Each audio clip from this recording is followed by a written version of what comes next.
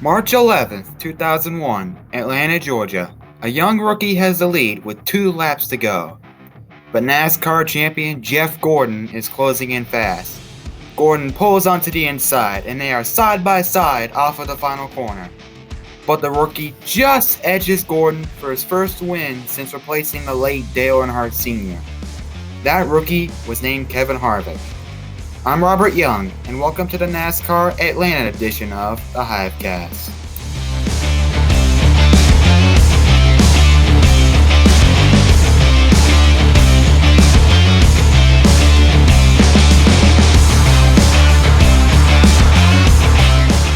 Now, Kevin Harvick is in his final season. He came very close to winning his 10th race at Phoenix Raceway last week. The first 2 stages of the race were dominated by Hendrick Motorsports drivers William Byron and Kyle Larson. In stage 3, it seemed that Larson would dominate the rest of the race. But then Harvick in the Stewart-Haas Racing number 4 car passed Larson for the lead. But with 11 laps to go, Harrison Burton in the 21 spun and brought out the caution, much to the dismay of Harvick and the 14.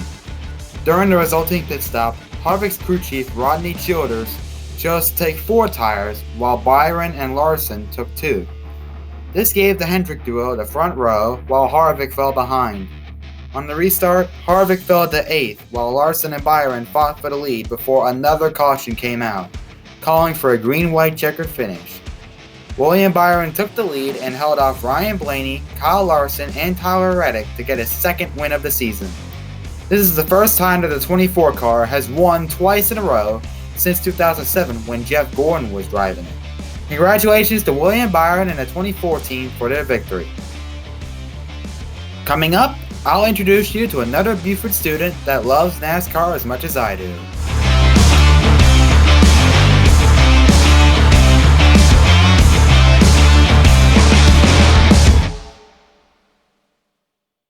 Joining me this week is fellow NASCAR fan Jon Newton. Welcome to the show, Jon.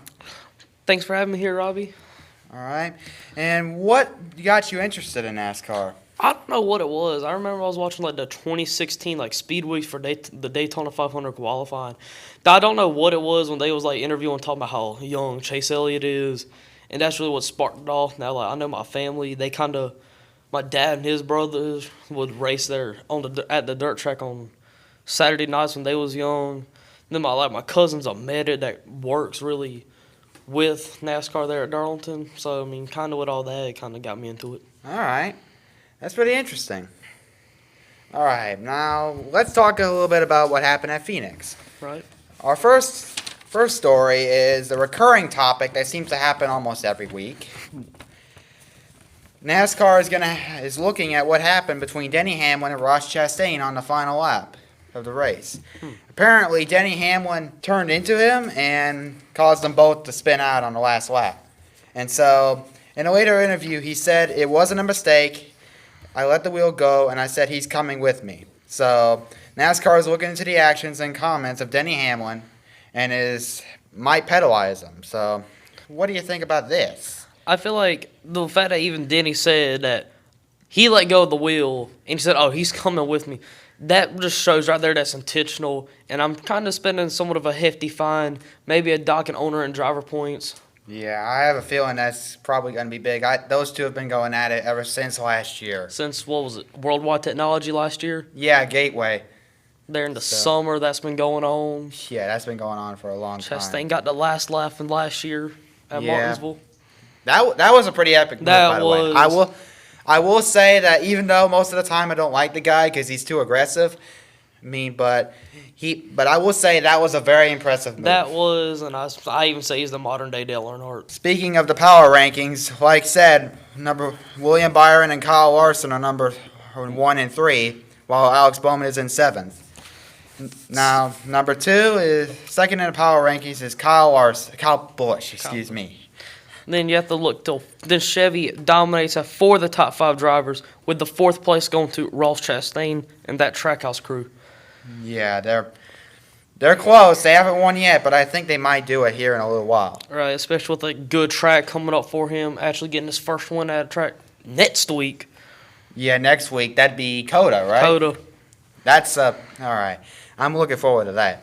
Now, Joey Logano and Kevin Harvick are the first and There's the 5th and 6th, and the top 2 Fords in the power rankings. Yeah. Kevin Harvick came close this past week, but just that late caution by Harrison Burton really screwed him over. And he took 4 tires and comes out and get what, 3rd, 4th, something like that. Yeah, somewhere around there, and then fell back behind when the restart came around. Then the only Toyota, mind you, in the top 10 is Christopher Bell in the 20. Right. Then 9th goes to Ryan Blaney for Penske Racing, and 10th goes to Daniel Suarez from Monterrey, Mexico. Then, talking about how there's only one Toyota in the top 10. Well, 11th, 12th, and 13 is Denny Hamlin, Martin Truex Jr., and Tyler Reddick. So they're close. They just need to find some way to get in there. Right. Then, so far, this year has been dominated by Chevys. All 4 wins has been just gone to them. Right, 4 in a row with Byron getting 2 in a row. Yeah, and a surprising one with Ricky Stenhouse. Was not expecting that man to win. I know Stenhouse has been proven time and time again on the super speedway. And with that team, no less. Right, single car team. Yeah, single car team. JTG Doherty Racing. I don't even know how you say it, but. And then I also like to mention a few drivers had that Phoenix was a good race for them. These were Tyler Reddick, who finished actually 3rd, Chase Briscoe, who got 7th, and who actually won the Phoenix Spring Race last year, getting his first win. Yeah. Kind of kicking off the trend of like old drivers that's been there in a while to get their first career win. Yeah. And then Josh Berry finishing 10th. Filling in his 2nd Cup Series race? Yeah, I mean, it's not a 2nd Cup Series race, just a 2nd race replacing Chase Elliott. Yeah. And, by the way, our thoughts and prayers go out to Chase Elliott during this time, because we'll certainly be happy when he gets back. It's going to be a long road to recovery. Yeah. Now, for one thing about our next coming week, Atlanta. This track has been around for a long time, but this year, like last year, it'll be considered a super speedway, and it'll have the super speedway rules package, including the double yellow line rule, which is very controversial in certain times. Right, because that line rule is essentially if you can go down there, you can go past the double yellow line, but if you pass someone, that's some type of penalty or something like that. Penalty. I've seen where drivers have gotten races taken away from them. Reagan Smith back in 2008, and there was controversy when Dale Jr. went down below the yellow line to pass Matt Kenseth for the lead. Right. So there's been a lot of times where it's been questionable, but NASCAR officiating is not always the best. But I guess in this case, we're just gonna have to see what happens. Then speaking about Atlanta, is there any notable people that we should look out for this weekend? I mean, if it's considered a super speedway, it might be.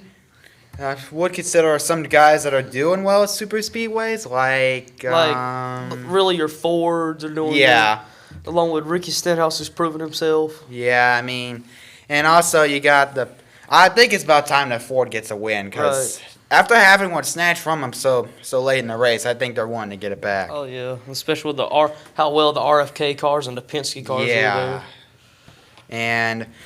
But it's also smaller and not quite like the typical super speedway. It's more of it's about a 1.5 mile track. Yeah, I mean when most people think of super speedways, they think of Daytona or Talladega with their 2.5 miles. Right.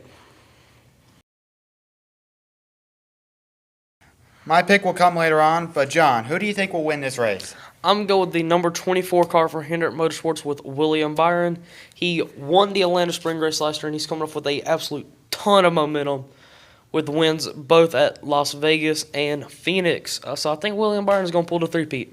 Alrighty. Now, John, if people want to find you on YouTube, how can they do that? Just simply look up Jon Newton. My logo is the 4 Hendrick cars, so it shouldn't be so hard to find. And some of the content I make is final lap reactions of the race, and kind of summarizing the race a little bit. Alrighty, and All right, thank you for being on the show, John. Pleasure having you. Thank you for having me here. And now it's time for an update on some penalties that came down from NASCAR on Wednesday. So buckle up because they are huge.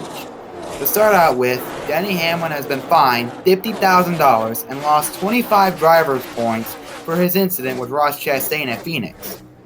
But the biggest penalties went to the entire Hendrick Motorsports operation. Last weekend, NASCAR confiscated the hood vents from all 4 Hendrick cars and would further evaluate the parts this week. NASCAR has been strict about any potential modification to the next-gen car, and as such, they brought the hammer down. The result? Alex Bowman, William Byron, and Kyle Larson each lost 100 points, including 10 playoff points.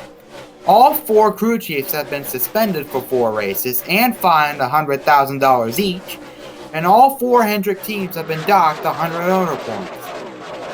The only drivers that weren't fined were Chase Elliott, who was out because of an injury, and Josh Berry, who was temporarily filling in for Chase. This is the largest combined fine to a single organization in NASCAR history, and HMS has filed an appeal to remove the point penalties. All I can say is, this season just got a lot more interesting. Now it's time for NASCAR to return to the South for the spring. First stop, Atlanta Motor Speedway in Hampton, Georgia. This track was first built in 1960 and has been on the NASCAR schedule since then. But did you know that it wasn't always the cookie-cutter style track that it is today? Its original layout didn't have the square tri-oval on the front stretch. This layout was where 7-time NASCAR champion Richard the King Petty competed in his final race in the NASCAR Cup Series in 1992. But in 1997, a new layout was installed that still remains to this day. This year, new asphalt was put down, so tire wear won't be a problem for this week. Many drivers have won here in the past, including Jimmy Johnson, Richard Petty, Kevin Harvick, and Tony Stewart. But the driver with the most wins at Atlanta Motor Speedway is the Intimidator himself, Dale Earnhardt Sr. Now it's time for my prediction for this week's race. One group to look out for this week is Hendrick Motorsports. They have dominated this season so far, with William Byron winning twice this season. And I feel that they will want to redeem themselves after the penalty and show that they want to win. But I feel that the winner of this race will be William Byron. He has a lot of momentum coming into this race, and he won last year's spring race in Atlanta. I feel that he will take the win this week. Hey listeners, if you have any questions or comments that you want me to answer, email them to matthew.collier@lcsd.k12.sc.us. That's matthew.collier@lcsd.k12.sc.us. Email them and I'll answer them in the next episode. Well, that's all for this edition of the HiveCast. I'm Robert Young saying turn on the ignition.